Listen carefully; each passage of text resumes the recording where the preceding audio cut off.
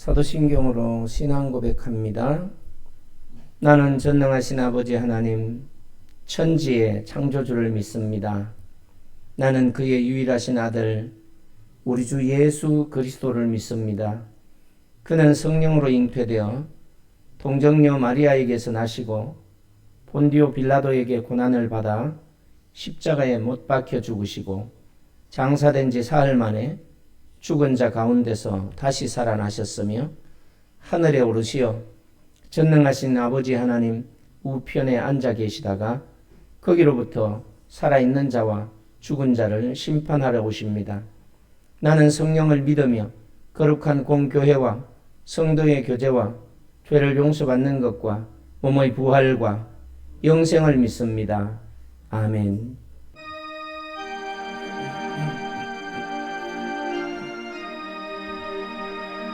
아멘. 하나님의 말씀은 사도행전 8장 5절부터 8절 말씀입니다. 빌립이 사마리아 성에 내려가 그리스도를 백성에게 전파하니 무리가 빌립의 말도 듣고 행하는 표적도 보고 한 마음으로 그가 하는 말을 따르더라. 많은 사람에게 붙었던 더러운 귀신들이 크게 소리를 지르며 나가고 또 많은 중풍병자와 못 걷는 사람이 나으니 그 성에 큰 기쁨이 있더라. 아멘. 사랑의 하나님 감사합니다. 주님을 예배하게 하셨사오니 들을 수 있도록 귀를 열어주시고 또 그 주신 말씀을 마음에 새기고 순종하여 하나님의 영광과 기쁨이 되게 하여 주시옵소서. 또 종의 입술을 열어서 말씀을 대언케 하셨사오니 늘 진리를 바르게 선포할 수 있도록 인도해 주시옵소서. 예수님의 이름으로 기도하옵나이다.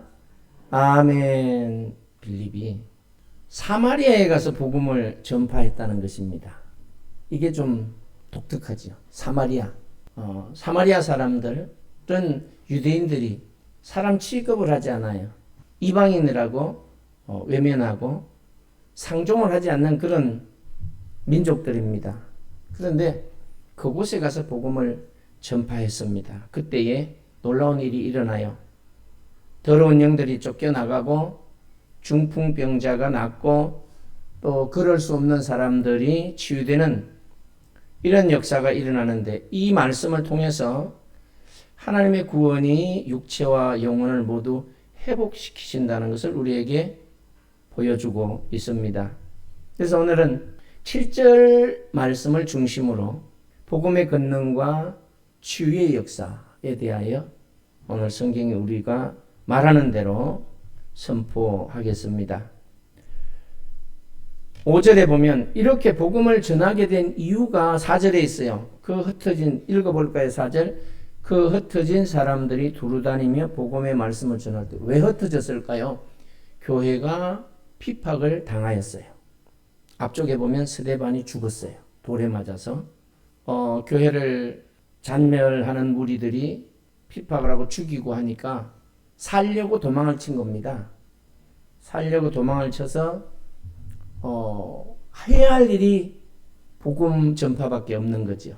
빌립도 흩어진 무리 가운데 한 사람으로서 사마리아 쪽으로 피한 거죠. 거기 피해 있다 거기서 복음을 전파했던 것을 우리가 알 수 있어요. 빌립이 사마리아 성에 내려가 그리스도를 그를 백성에게 전파하니 이렇게 5절에서 말하고 있습니다. 예루살렘에서부터 시작된 박해의 결과로 흩어진 그런 성도 가운데 한 사람인 이 빌립이 하나님의 명령하심을 따라 사마리아로 내려갔다는 것입니다. 참 가기 어려운 일이죠. 다른 지역 같으면 좋았을 텐데 사마리아로 내려갔다는 것은 빌립이 매우 믿음이 있고 하나님의 말씀에 전적으로 순종하는 그런 사람임을 알 수가 있어요. 우리가 마태복음 28장 19절에서 20절을 통하여 우리에게 가르치고 있는 예수님의 대위임 명령을 우리는 알고 있습니다. 그건 뭐예요? 모든 민족에게 복음을 전하라는 것이죠. 그래서 우리는 이 말씀을 기억할 때 빌립의 사역은 지역적인 그런 전도에 머무른 것이 아니라 복음이 온 민족에게 퍼져나가야 한다는 예수님의 뜻을 따라 순종하였다라고 이해할 수가 있습니다. 이미 세계 선교를 시작한 거예요. 그래서 하나님은 어려움 속에서도 자기 백성을 사용하시고 그 백성을 사용하여 복음의 씨앗을 뿌리는 하나님이심을 알 수가 있고 복음의 씨앗을 뿌리게 하시는 것입니다. 그래서 예수님도 씨 뿌리는 비유를 복음서에서 항상 얘기를 했어요. 그래서 복음의 씨앗이 뿌려지면 싹이 나게 되고 열매를 맺게 되는 것을 우리는 알 수가 있습니다. 그런데 복음이 전파될 때에 놀라운 일이 일어나는 거예요. 6절부터 7절을 함께 읽어보겠습니다. 시작. 무리가 빌립의 말도 듣고 행하는 표적도 보고 한 마음으로 그가 하는 말을 따르더라. 많은 사람에게 붙었던 더러운 귀신이 크게 소리를 지르며 나가고 또 많은 중풍병자와 못 걷는 사람이 나으니 이렇게 말하고 있어요. 사마리아 사람들이 빌립의 설교에 귀를 기울였습니다. 그럴 때에 기적이 나타났지요.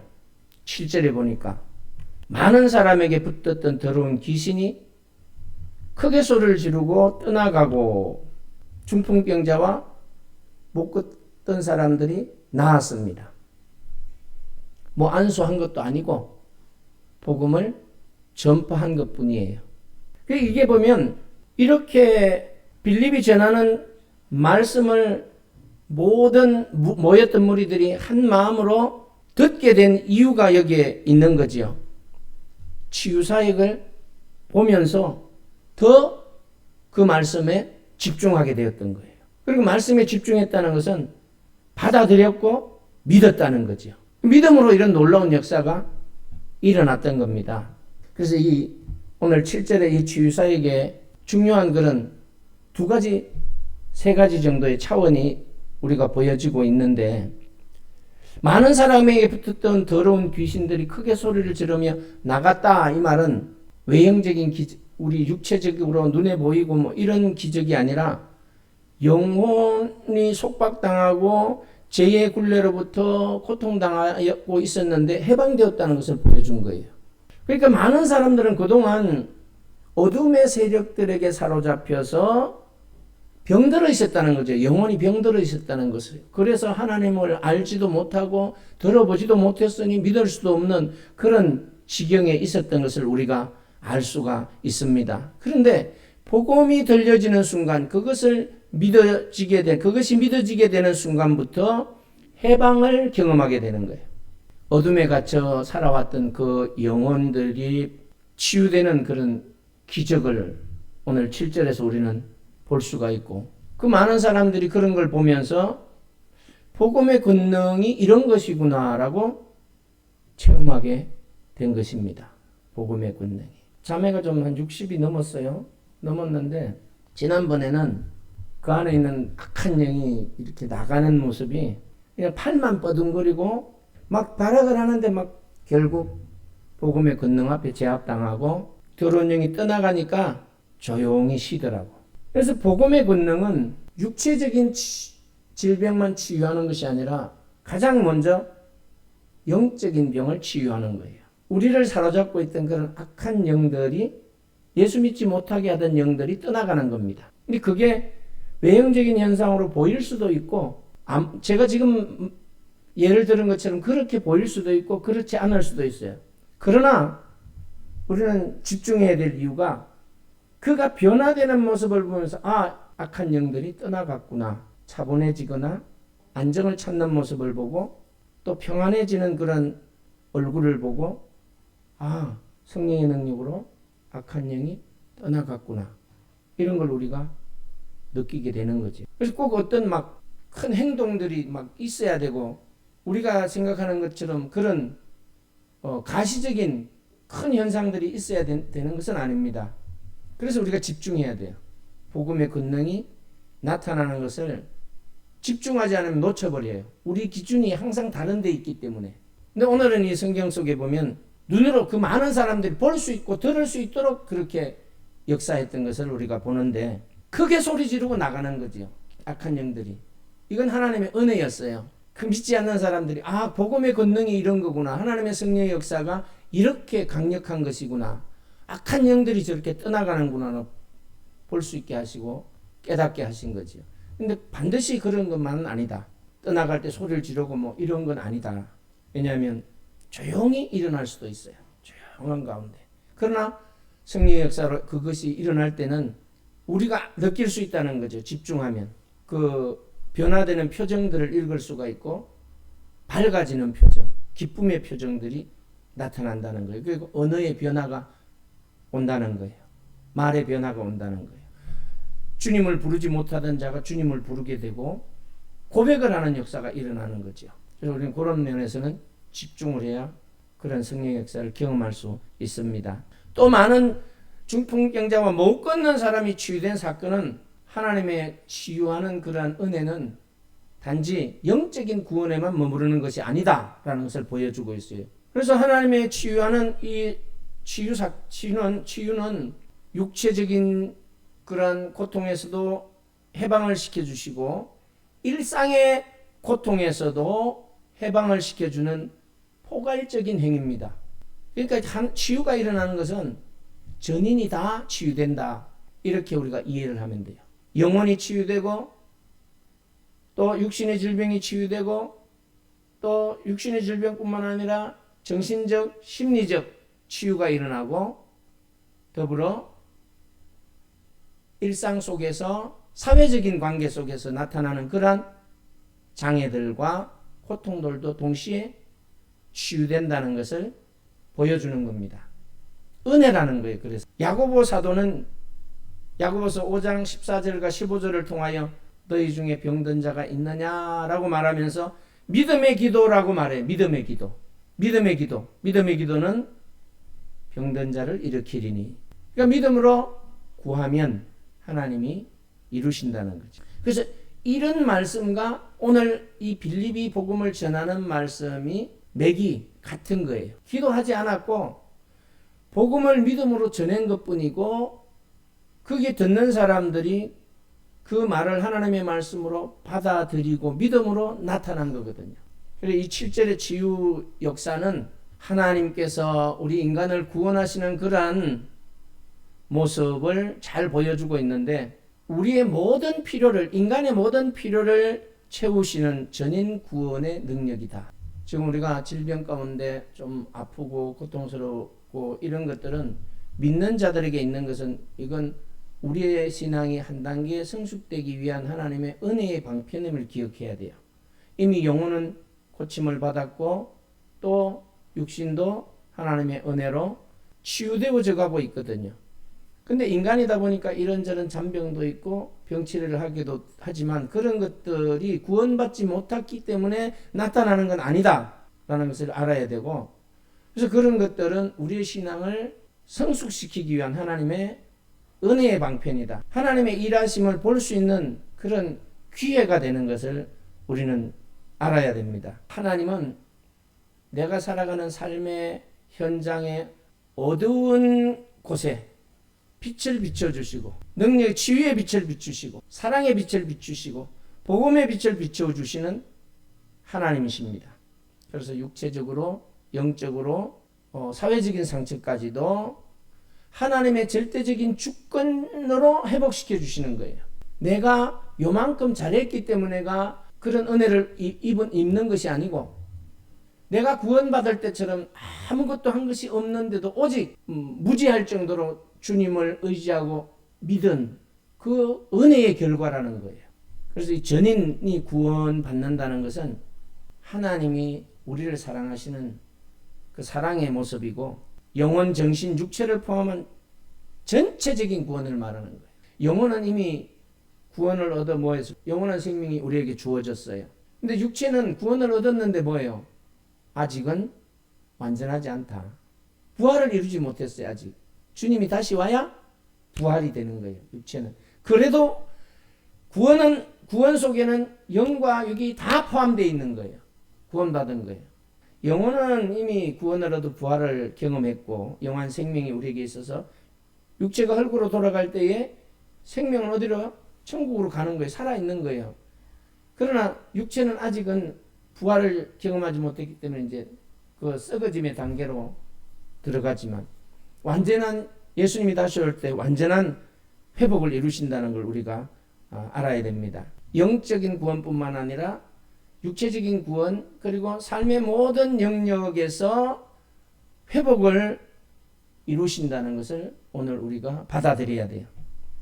그래서 사도행전은 오늘 말씀은 귀신이 떠나가고 병이 치유되는 이런 가정은 전인 구원의 역사다라고 우리가 보면 됩니다. 전인은 인간 전체를 의미하는 것이고 또 전인격적인 개념이 포함되어 있는 거예요. 구원에는 인격적인 모습까지 치유되고 회복되기 때문에 언어가 달라지고 삶이 달라지는 겁니다. 그게 치유의 증거들이죠. 그 신앙이 뭐냐, 그럼 믿음이 뭐냐 이럴 때 약간의 차이가 있잖아요. 믿음은 하나님이 있다는 것을 받아들이는 거예요. 진실로 받아들이고 하나님의 말씀이 참이라는 것을 받아들이는 것이라고 우리가 풀어서 얘기를 할 수 있다면, 신앙이라는 것은 그것을 믿고 행동하는 게 신앙이에요. 그래서 신앙생활이라고 말하잖아요. 이런 것들을 약간의 차이가 있지만 혼돈하지 말고 우리는 믿음은 신앙으로 나타나야 되는 거죠. 내가 믿으니까 뭐 하는 거예요? 기도하고 행동하는 거죠. 그러면 하나님은 그 신앙을 보시고 또 행하는 대로 이루시는 하나님이심을 우리는 알 수가 있어요. 그래서 신앙은 믿음을 바탕으로 우리가 살아가는 삶 속에서 실천하는 그런 태도를 신앙이라고 이해를 하면 됩니다. 그래서 그 성에 큰 기쁨이 일어났어요. 이 8절에 보면 기쁨이 일어날 수밖에 없죠. 영혼이 치유되고 육체가 치료되고 정신이 치료되고 나니까 사회적인 그런 문제들이 동시에 치료되니까 기쁨이 있을 수밖에 없죠. 어둠의 세력에게 사로잡혀 있을 때는 기쁨이 없었던 거죠. 기쁨 대신에 근심이 있고 걱정이 있고 싸움이 있고 다툼이 있고 이런 것들만 일어났던 거죠. 이 빌립의 사역으로 나타난 이런 기적들이 신비로운 행위만이 아니라는 거죠. 신비로운 행위 이상의 의미가 있었다. 그게 바로 기쁨이 있었다. 그래서 주님은 우리에게 항상 기뻐하라, 쉬지 말고 기도하라, 범사에 감사하라, 하나님의 뜻이라고 명시를 해놨습니다. 그래서 우리가 기쁨을 잃는다는 것은 많은 것을 잃어버린 거예요. 건강을 잃어버리면 회복할 수 있지만 기쁨을 잃어버리면 있던 건강도 잃어버리게 돼요. 그래서 우리는 이 기쁨을 상실하지 않기 위하여 하나님과 관계를 매우 잘해야 돼요. 기도하는 가운데, 찬양하는 가운데, 예배하는 가운데 더 믿음이 하나님과의 관계가 더 돈독해질 수 있도록 하나님의 뜻을 따라 살아가야 됩니다. 그래서 사마리아 사람들은 악한 그런 영이 떠나가고 또 영적인 해방을 맛보고 또 육체의 아픔에서 해방되어서 이렇게 하나님의 놀라우신 그러한 은혜를 경험했습니다. 그런 가운데 하나님의 사랑과 능력을 체험하는 가운데 기쁨이 주어지게 된 거죠. 주님 주시는 기쁨이 속에서부터 일어나게 된 것입니다. 그래서 기쁨은 외적인 변화가 아니라 내면에서부터 일어나는 회복의 열매고 변화의 열매라고 볼 수 있는 거예요. 예수 믿는데도 입이 거칠고 언어가 거시게 하면 이건 아직 뭐가 없다? 변화의 열매가 없구나. 그러니까 변화의 열매를 맺기 위해 이제 몽우리가 올라오면 이게 이제 거기서부터 시작되는 거죠. 근데 아직 몽우리가 아주 작게 올라오긴 했는데 아직 그게 안 되는 거죠.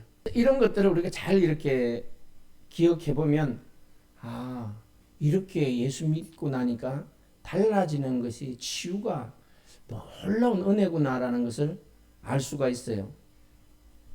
그래서 이 기쁨은 단지 외적인 변화 하하하 호호호 한번 웃는 정도가 아니잖아요. 이 속에서 일어나는 것이기 때문에 이거는 어떤 외적인 어려움이 있고 또 고통이 있다고 할지라도 그 기쁨은 상실되지 않습니다. 변화와 회복의 열매라는 것을 우리가 기억하고, 로마서 8장 28절의 말씀엔 이렇게 말하거든요.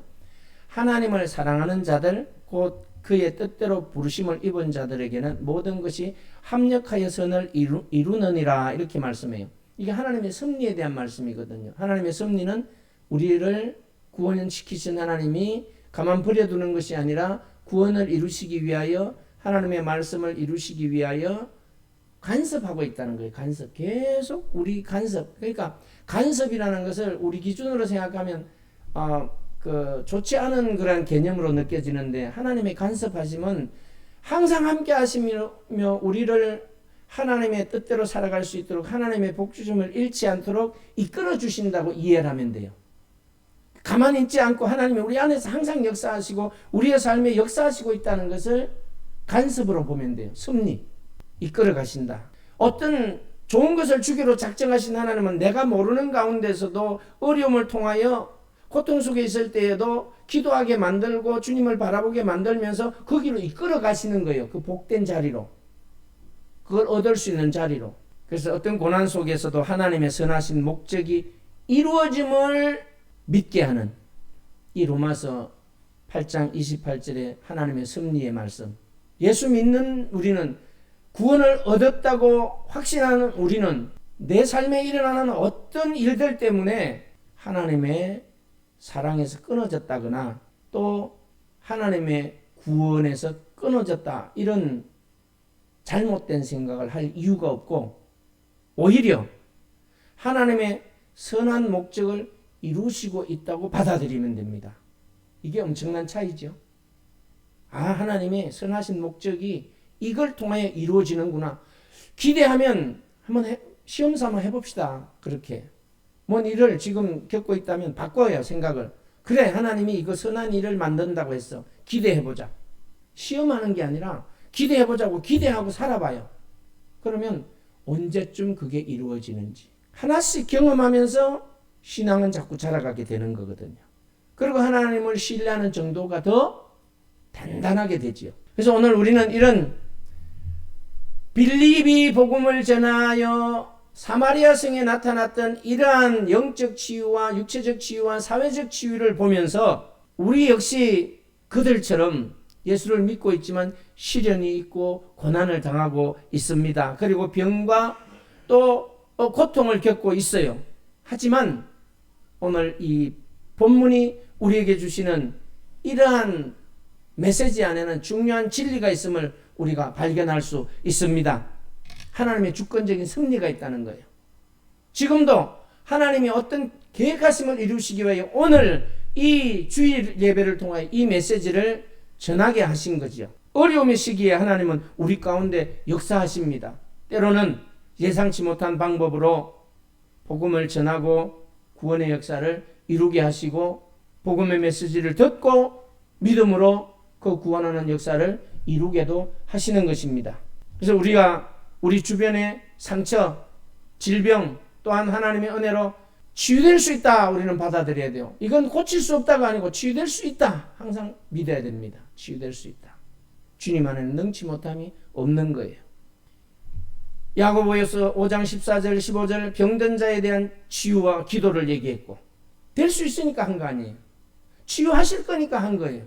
근데 왜 기도하게 하셨느냐? 기도해야 될 만한 이유가 있는 거죠. 기도함으로 하나님의 은혜를 얻고 하나님이 원하는 사람으로 만들어지고, 생각과 마음의 변화가 일도록 하나님이 바꾸실 때에 기도함으로 바뀌어지는 것을 본인이 깨닫게 하는 겁니다.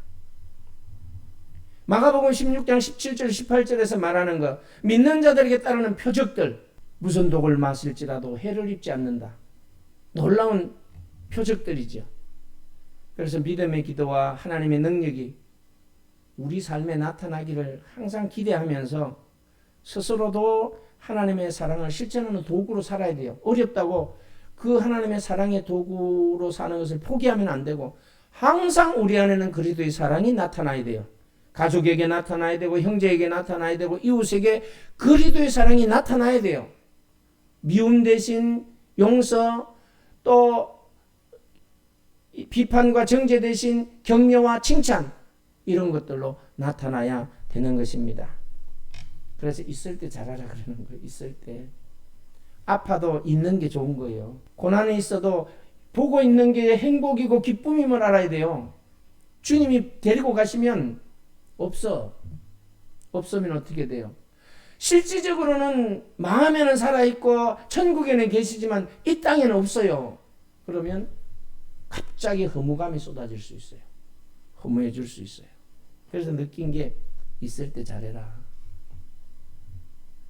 있을 때 잘해라. 우리 옆에 한번 보고 얘기합시다. 있을 때 잘합시다. 있을 때 잘합시다. 있을 때 정말 잘해야 돼요. 한번 웃어주고 성질나도 참고 있을 때 정말 잘해야 돼요.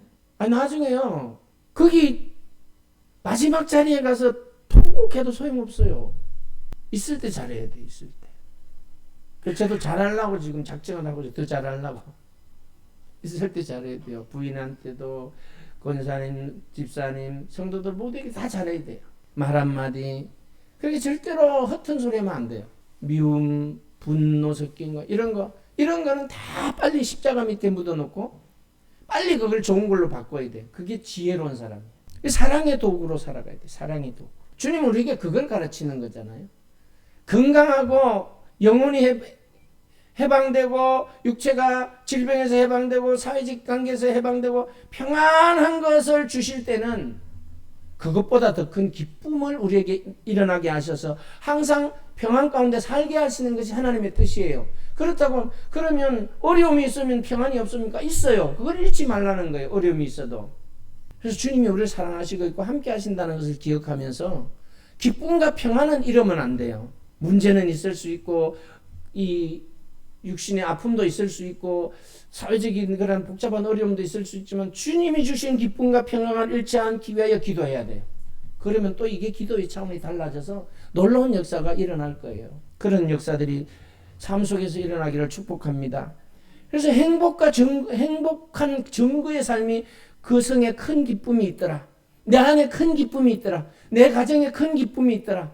내 직장 속에 내가 있는 그런 만나는 사람들 가운데 큰 기쁨이 있더라. 이건 삶이 온전히 변화된 모습이죠. 이렇게 하나님의 은혜가 임할 때에 나로 인하여 주변에 진정한 기쁨과 평안, 그런 변화의 증거를 나누어 주는 삶이 될 수 있어요. 변화의 증거를 나눈다는 것은 내가 야 너 기쁨 받아, 너 평안 받아 이렇게 안 해도 내가 작은 것에 기뻐하고 항상 싱글벙글하고 즐거워하고 감사하고 이런 걸 그게 증거예요. 그게 하나님 주신 평화의 증거예요. 그게 나눔이에요. 그럼 그 사람이 자기도 모르게 바뀌는 거야. 우울했던 사람이 기뻐지게 되고 평안을 잃었던 사람이 평안을 안정을 찾게 되는 거죠. 나 하나로 인하여. 굳이 거기서 따지고 이래야 돼 저래야 돼 설득할 이유가 없어요. 그저 말 한마디에 까르르 웃어주고 그래 인정해주고 막 이러다 보면 그쪽이 전염이 되는 거예요. 그게 기쁨을 이웃과 나누는 거고 내가 복음의 놀라운 능력을 체험한 사람이기 때문에 주님을 믿는 믿음 안에서 그렇게 행동하고 있으면 역사가 일어나는 겁니다. 오늘 이 사마리아 성에서 복음을 전파한 이 빌립의 사역은 정말로 하나님의 구원이 말로만 전해진 것이 아니라 기적과 표적 가운데 살아 움직이는 현실임을 보여주었어요. 우리는 항상 그것을 보는데도 놓친다는 거죠. 오늘 이 자리에서 우리 각자는 자기 삶의 어려움 속에서도 하나님의 사랑과 능력을 신뢰해야 됩니다. 치유와 회복의 증거를 향해서 담대히 나가야 돼요. 하나님이 이렇게 하시는구나.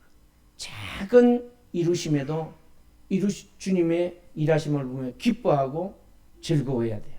사랑의 하나님 감사합니다. 오늘도 우리를 사랑하셔서 우리의 육체와 영혼에 임한 그런 상처를 보듬어 주시고 또 우리를 통하여 하나님의 놀라운 구원의 역사를 드러나게 하심을 감사합니다. 우리가 어려움 속에서도 믿음으로 서게 하시고 하나님의 그런 변함없는 사랑을 받은 자답게 이웃과 형제들에게 나눌 수 있는 삶을 살아가게 하여 주시옵소서. 예수님의 이름으로 기도합니다.